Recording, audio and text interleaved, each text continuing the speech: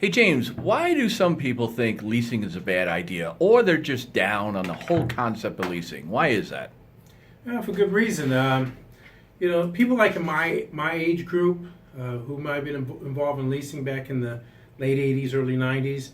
Leasing was kind of new to the industry. It had always been done with business, but for consumers, there was a lot of trial and error, and consumers probably didn't get the best end of the stick, and even the banks themselves. Back in the old days, it wasn't guaranteed like today what the buyout would be, the residual. They didn't have that future guaranteed value like they have today. There were all kinds of fees and gotchas at the end, and a lot of people, like in my age group, they still have a bad taste about leasing.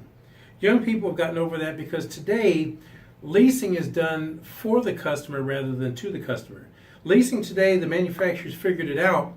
If you do it right, if you give all the rewards, the incentives to the customer, you create a customer for life. You have a high probability of them coming back to the same make. They may keep the car. And it's set up so that when they bring the car back, it's a great inventory in the pre-owned market. So it's a win-win-win situation. We keep the customer, we have a happy customer, they're getting the most car for the least amount of money. There's no gotchas at the end, everything's up front. And it's a fair buyout at the end. It's based on wholesale. What do we think this car might go for in the auction in the end of 3 or 4 years? And that's what the customer can buy it for. A customer can buy the car at the end of the lease at a wholesale value, cheaper than they would buy it as a used car on our lot. They're not going to get a chance to buy it at the auction. If we went to the auction, they're going to get the same price. So it's a win-win-win-win situation. Everybody wins. The bank wins.